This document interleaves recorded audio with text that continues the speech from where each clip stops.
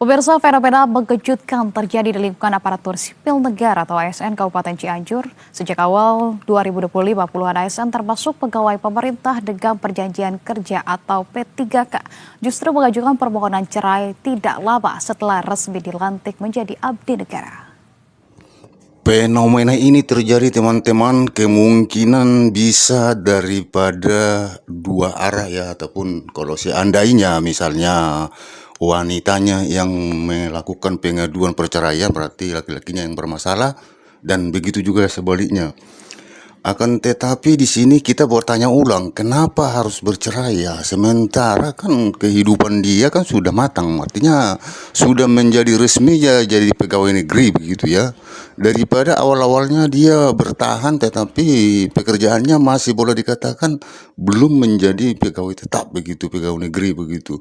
Ini setelah disahkan dan diresmikan dan dia menjabat sebagai ASN, malah melakukan perceraian antara suami dan istri atau istri dan suami begitu. Kenapa bisa itu terjadi? Apakah memang benar-benar hanya karena faktor ekonomi atau ada lagi hal-hal yang lebih sensitif lagi di balik daripada ekonomi ini? Artinya bisa juga mungkin ya dengan saat-saat sekarang ini ya yang begitu fenomenal ya, perselingkuhan ini ya. Bisa saja terjadi itu di mana-mana, perselingkuhan antara suami dan istri bisa terjadi. Istilahnya istri ke suami yang lain dan suami ke istri yang lain begitu, ataupun ke yang belum ada keluarganya ataupun masih lajang begitu ya.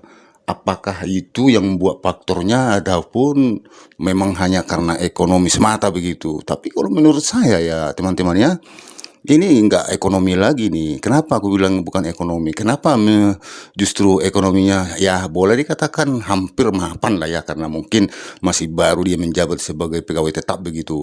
Tetapi kok malah melakukan perceraian seperti itu. Sementara bertahun-tahun gitu, katakanlah puluhan tahun dibina daripada keluarganya ini dengan merangkaklah dalam kehidupan dia. Boleh dikatakan ya pas-pasan lah dulu ya. Tetapi masih bertahan begitu. Sekarang begitu dilantik langsung rame-rame gitu memberikan apa namanya perceraian dengan suami istri begitu. Mereka begitu dilantik kok bisa rame-rame begitu.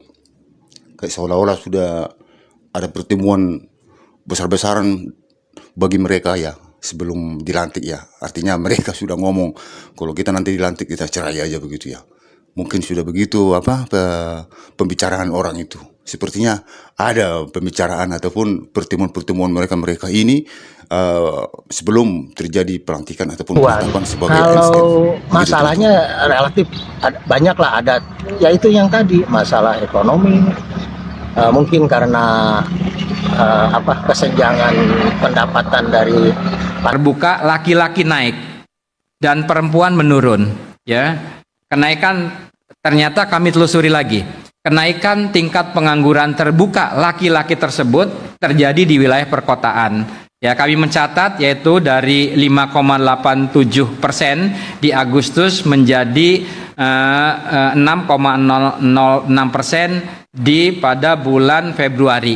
Nah, kita ketahui bahwa laki-laki kan sebagian besar ya ujung tombak dalam perekonomian, dalam bekerja. Jadi kenaikan TPT pada laki-laki ini akan berpengaruh terhadap itu biasanya memang krisis juga masalah psikologi ya. Jadi kalau suaminya itu nggak bekerja, biasanya ada beberapa hal yang menjadi ada kesenjangan.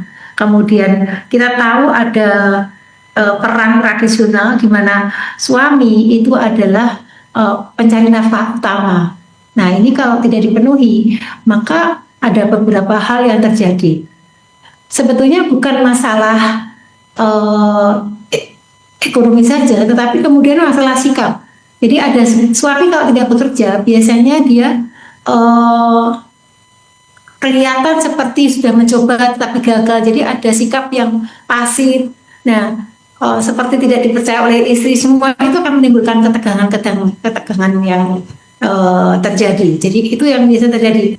Jadi suami sudah berusaha tapi gagal karena tidak mudah juga cari uang, cari pekerjaan. Sementara terlihat oleh istrinya itu suaminya pasif. dan ada kegagalan, suami jadi tidak percaya diri dan mungkin akan mudah marah dengan istrinya.